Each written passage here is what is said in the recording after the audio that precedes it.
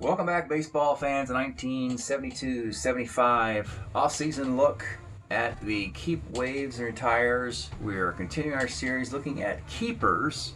128 cards designated to be kept by their team that they played for in the year of 1971. With that year expiring, the team has to decide which of the 4 years do you assigned to him in the draft, and that's all part of the drafting process. But in the off season, what we've done is we've kind of looked at and the first breakthrough was to vacate years that the player is either didn't play because he was hurt, or that was his end of his career perhaps, or he wasn't very good. And so we vacated a year. If you see a year missing, it's because we don't think it's worth taking him in that particular one.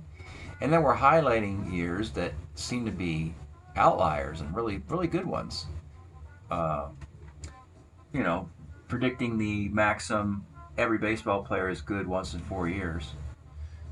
So that's why that's sort of the basis of the foundation of this carryover league is the 4-year principle there. And of course, if you have multiple, that gives you flexibility. One potential problem would be, like in this example here, 3 highlighted guys in 1 year creates difficulty because you are only allowed 2 guys per year to draft. So the way around this potential problem is to take one of your current rostered players, of which you have 12, from that year of 72, reassign them into one of the other years, and that way that gives you that third opening in your roster. We have alphabetically gone through half the league through the Dodgers. So we have 16 more to do. So we're going to do 8 teams tonight. So we're going to scroll back up top as it loops over here. And we're going to go here to the Las Vegas team. The first team we look at. Las Vegas, a few years ago won the division, but they've struggled for the last 2, though. They got some very familiar names that, were successful in their careers. Cleon Jones for Zella got a World Series ring, for instance. Wes Parker and Tommy Davis, longtime Dodgers. So getting some kind of name recognition to an expansion team. You see the vacated years. So what we know in the case of Parker, these 3 years he doesn't play, or he might play a little in 73, but they didn't print a Strat-O-Matic card. Have to have a Strat-O-Matic card printed as the major criteria. So anytime you see like 3 vacant years, it's obvious that that's the year you have to take him. Frizella fortunately has back-ended years, 72 and 75. Now what we noticed is that Tommy Davis hits over 300 in just this year of 73. And Cleon Jones has a kind of a late in his career revival in 74. Let's look at that Cleon Jones. So he's pretty much down to 245, 636 OPS in 72. But in 74, Cleon was 282, 343, 421, 763. 13 home runs. So yeah, that's good enough to play every day, for this Las Vegas team. And it's Cleon Jones. Again, the Mets part ways with their guys when they get old in this timeline. So that's a fair assessment. And, all these guys are very old, so they're closer to year 1 and, than the outlier year. So they're going to have to find some young kids in the 4th year out. Let's look down at Milwaukee, because they were active in the off season. They reacquired their own John Briggs. Was also with the Phillies in his timeline. He's back. Pat Kelly. It was like Kansas City had him. White Sox didn't really want him or need him, so Milwaukee stepped in to make a deal. That's fine for both parties. I think the White Sox are happy with their outfield. So Kelly will stay in the division. And then Ken Sanders is their longtime closer. And Theobald only has 1 year left. It's a good defensive year in 72. So what that really does is it's a case of you got 2 guys locked into a specific year, but that's balanced out by the other 2 guys. All their years are about the same. In the case of Briggs, it really doesn't matter too much. He has some power, draws some walks, more of a DH. And Kelly can play the outfield with speed, but we liked and highlighted, of all those guys, his 75 season for Pat Kelly. Let's take a peek at that. 75 Kelly, 274, 353, 406, 759 OPS. That's the highest of his career to that point. And he can play corner outfield for you. It may come down to analyzing each of these players. Once you have your eyeballs on the cards, that's the ultimate test. You know, regardless of what the stats say, you have to look at the card and get confirmation. Do you need either of these guys or both to play every day? Or can they be part of platoons as DHs or corner outfielders? That's what needs to be figured out by the time you're drafted. Two left-handed hitting corner outfielders in the same team is kind of a logjam, particularly in the same draft. I think they also have Steve Hovley under contract. I believe he's and Ben Ogilvy, so they could have it all left-handed hitting outfield plus DH. Kind of locks it all up though.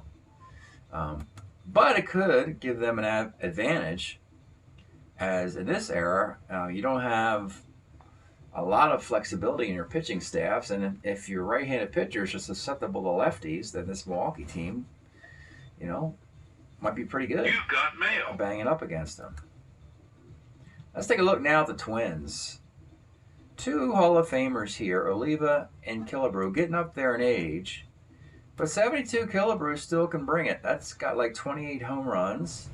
Oliva turns to a DH, and as soon as he does, the very first year is very good for him. Then he kind of pitters out. But you kind of want to see these two guys are in separate years, which is nice for flexibility. And then Cardenas and Murphy, you don't have that flexibility. It's the same year of 74, so that would block any young talent in 74. But in the case of Cardenas, we liked him here. Really crushes left-handed pitching. Be a nice platoon shortstop versus an everyday shortstop at 72 who doesn't hit very well. And Murphy's the same thing. Murphy, you have to decide, in his big outlier number.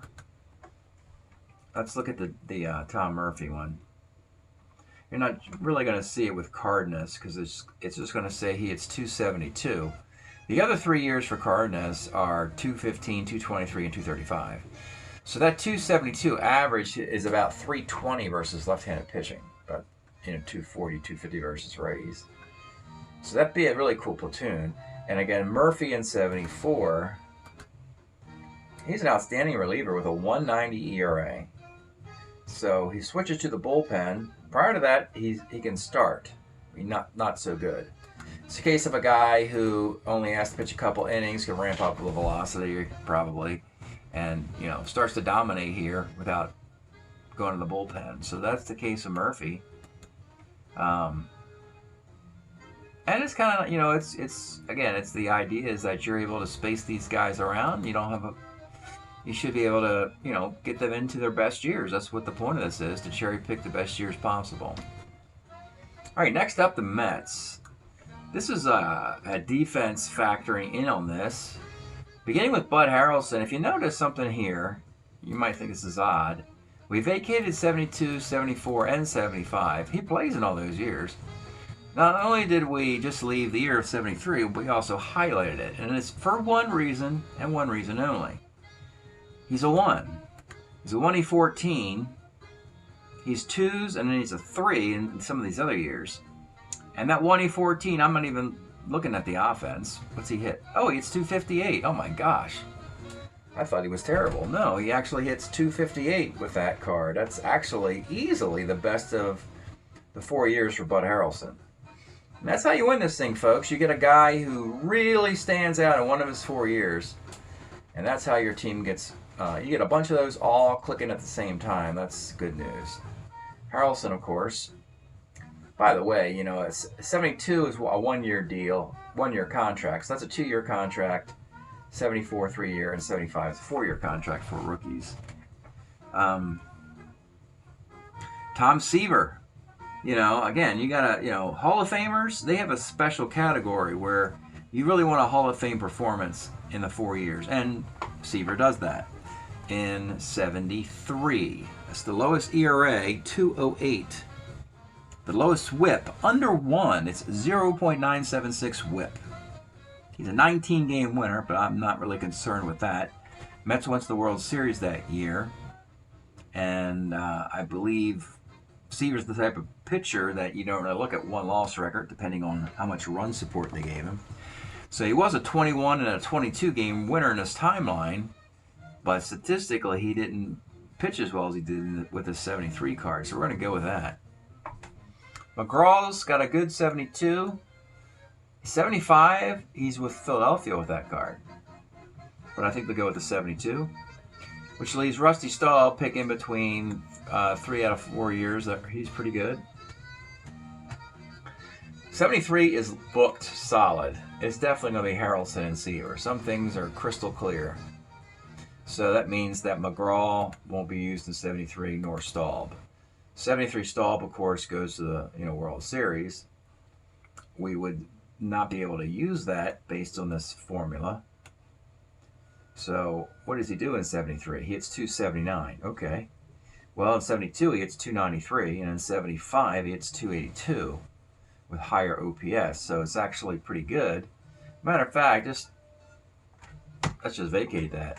We kind of know. We've just analyzed that right here. That it's not worth the trouble, particularly when these guys are so incredible in their careers. Next up. Let's go across town to the Yankees. Interesting. Couple highlights here. Nettles is strange to see 2 years vacated, but the performances here aren't very good. The other thing, and the reason why we highlighted 72 for Nettles, is I'm very surprised with the defense here. So his defensive 30 is a 3. In those years, he's a 2 in 1972. That's why I highlighted it. I just don't recall why Nettles would be a 3 defensively at third base. And he'll be a 1 pretty soon by 76, 77. So the other thing is, Nettles' 76 year, I believe he leads the American League in home runs. 76 was very good for Greg Nettles. So if you take a 1-year deal in 72 with his best defensive performance, then when this year is up, you can sign him to a 4-year contract with that year. So that's what I would do with Nettles. Statistically, nothing jumps off the page either. His OPSs are all below 750.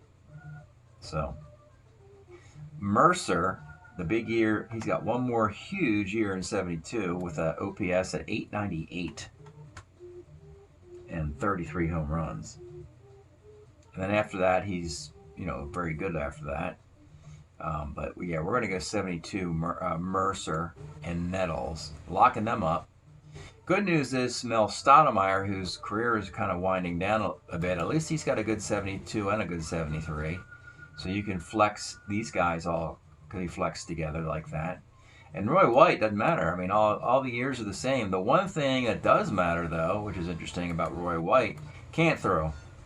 Does not have an arm. It's +3 all 4 years. But the range, the range really takes a dip. 2, 3, then 4 in 3 years. That's a shame. And his last year as a 2 would be 72, and frankly, that's just not going to work. Because we know we like Nettles and Mercer. I mean, you got to sacrifice some defense here between Nettles and White if you want to get their best, all these cards in. And they could theoretically flex out of that 72 Nettles card and give Roy White a 72 card. So that's still debatable. And again, this is all dependent on how the draft falls. This is just kind of scouting it out and making preliminary moves. Let's continue. We got about 3 more teams to do tonight, and then we'll call it. We'll go down to the Oakland A's. A team that now believe it or not, the clock's ticking on the dynasty. The last 3 years, we have threatened with Oakland. They haven't delivered. They got a World Series appearance, couldn't win it. But the other 2 years were disappointing for them. High standards, outstanding team. No question about that. Playoff team, too, as well. Let's not, smudge this. They're a playoff team year in and year out. But they've only made one out of the last 3 World Series. But now we're right into the teeth of their dynasty, 72 to 74. We've moved on from Vida Blue, and we'll show you him. He's coming up with the next team. We'll show you the reasons why it was a smart move to move on from him now and get all this in return. So Al Downing and Don Wilson, right in the meat of this timeline, are going to give some of their best performances. We didn't highlight any because they're very flexible. So yeah, it can go any which way. It's almost like it's too much to call, too close to call at this point, or to commit to any specific year. We'll just start with each guy. Al Downing, he pitches on 3 days rest in 72 with a 129 whip. But then after that, his whip gets better in 73 and 75, down to 115, 116, but he's sort of like a relief starter, which should also be fine. And we've penciled him in as a starter. Maybe he starts the first time through, and then in the next couple years, he goes to the pen. That'd be fine. Dick Green has an injury in 1 year and a good glove in another year. So you got to decide, do you want batting average or do you want good glove? I'm thinking good glove is what you would want. Bob Locker's statistics are pretty good, but the Strat cards have a wild split pattern on it, which he really dominates right. It's really strange. Locker 71 card dominated lefties and got hit around by righties a little bit. That completely changed in 72. His stats look good here, though. They give him a 109 whip and a 265 ERA, but left-handed batters hit well over 300 against him. And for a righty to give that up to a lefty, that is not good for a reliever. So they have to figure out, what do you want to do? Do you look at the stats? Do you look at the Strat card? Which is your plan on which year to choose for this player? My first inkling for Bob Locker is you already have Raleigh Fingers as your right-handed guy in the pen who dominates right-handed and left-handed, for that matter, batters. But he's really good against righties. So Locker becomes a little redundant there and very vulnerable. Don Wilson, the tragic story of Don Wilson, he passed away in the off season between 74 and 75. But he's got two years, 114 and 116 whips. Basically, Al Downing and Don Wilson are better than Vida Blue in every eligible year when you look at the numbers. So that's a little frightening for the rest of the American League when you think, what was wrong with Vida Blue? Well, Vida Blue's okay. Let's go there now to the next team, the Ohio players. So Vida Blue is injured in 72 when they make his card, and then 73, 4, and 5 can pitch on 3 days rest. 75 is highlighted simply because that is the most wins, and that would be a 4-year contract, so that's the longest contract you get, of course. And that's something that this expansion team would want to do. Let's take a deeper dive, though, and realize, Blue probably had a whip close to 1 in his MVP season of 71. But when you look at the whip for him at ages 23, 24, 25, it's 121, 121, and 123, which is fine. They're not terrible, but it's not amazing, And if I can go up to present pitchers for Oakland, Catfish Hunter, for instance. So Catfish is brilliant 72. He's got a .91 whip. What about Kenny Holtzman? We have 72 Kenny Holtzman, 107. So that little 0.25 on the whip really adds up and makes Blue probably, of all these pitchers in discussion here, he's probably the 5th or 6th best. They also have the Ohio players have Doc Ellis, who's better than Vida Blue. So that'll be to be determined who becomes the ace of the staff. Let's not go too fast here. We'll get to Ellis in a moment. Let's continue after Blue and look at Ike Brown. Really fun 73 for Ike Brown. I can't wait to use this card. He's a 289, 407, 88 OPS, and he can catch, play first, play third, and play the outfield. I love that versatility, particularly on a expansion team like this. These expansion teams often have to rotate guys throughout the defense just to get them on the field. Because they're not getting the top-notch minor league farm system guys. They're getting cast-offs and guys who only have one good year out of 4. But anyway, Ike Brown 73, so it looks like that's going to be a fun year for him. Cepeda in 73, this is his first designated hitter year. No more defense. But you could argue he's the best designated hitter in that season. He hit 28 homer, 86 RBI for Boston, 289, 793 OPS. So 73, Brown and Cepeda. Vida Blue in a 4-year contract in 75. And Doc Ellis, interesting stats for Doc. So Doc Ellis, during this timeline, all with Pittsburgh, does not pitch on 3 days rest. I don't know if it was because of injuries or what, but he had 163, 192, 176, 140 innings, never had 30 starts in a season. But in a couple of these years, particularly 72, he's got a 115 whip, and again in 74. So though he doesn't pitch on 3 days rest, he actually pitches better than Blue does. Also, one more thing about Blue in 75, to paint a nice picture for him, as the first overall pick for their first round draft choice would be Vida Blue. He's a 22-game winner. So when you're putting the PR together for the expansion team, you're basically saying we just got the 1971 American League Most Valuable Player, and he's going to win 22 games in 1975. So if you say that, then you're on the hype train here for Ohio. Be interesting. This is going to be interesting to see. Does an expansion team get better? Meaning that do they get closer to maybe scratching the playoffs? And does Oakland win a World Series? So this will be part of the analysis coming up in the next season. All right, we'll go to Philadelphia and call it. Beginning with Larry Bowa, and I found something rather unusual here. So Bowa has to be a 1. Good news is he is every year. 75, which I did not highlight.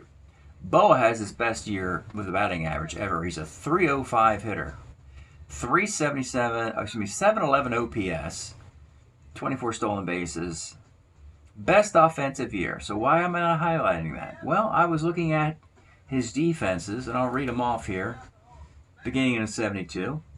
1E10, 1E16, 1E12, 1E29. So in that 305 season, he's making 29 errors. And now I'm looking at this closely and thinking, if you're going to get the guy because he's a 1 shortstop, you don't need to be gumming up your season with errors, So particularly an E12 shortstop, I'll take that over an E29. I need that defense more than I need his bat. So what does he hit in 1974? Well, hits 275. 30 points lower than the year of 75. But he makes only 12 errors instead of 29 errors. I'd feel more comfortable with that. It would be very annoying for Bowa to start kicking ground balls and losing games late when you rely on your 1 shortstop specifically for that. That's how you know you're a World Series contender. You got a 1E12 shortstop on your team. So 1E29, again, that's still good, but I hate those errors. That's a lot. Anything over 25, I'm not really crazy about. Pat Dobson, part of that Grant Jackson Baltimore trade. And 72 is the magic year for Baltimore where they missed the playoffs. All their pitchers pitched great in 72 because the offense in Baltimore was terrible. Just awful.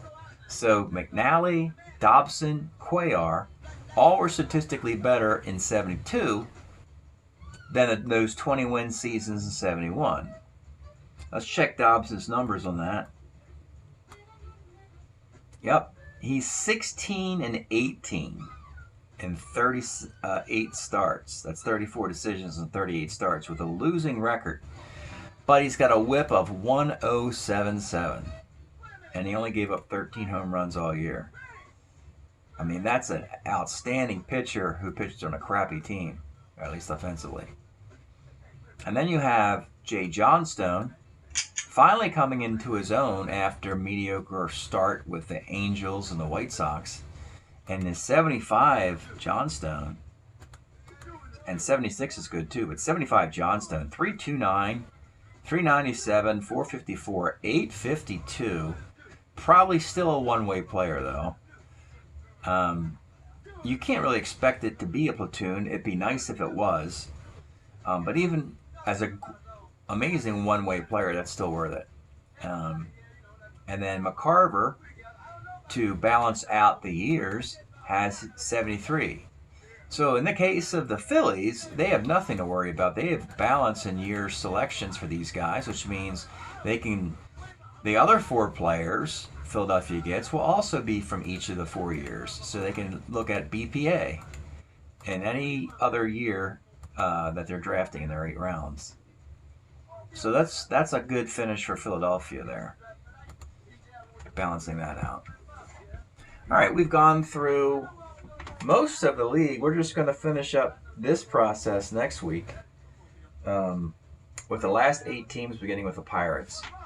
And then we would have looked at the carry-on guys getting potentially better, and of course the keepers. And the only analysis of players from previous years are the guys we put on waivers, and if there are any retired players who still came out of retirement or have a little bit of juice left in them. And we'll save that for a future video. All right, thanks for checking this out, folks, and we'll see you next time.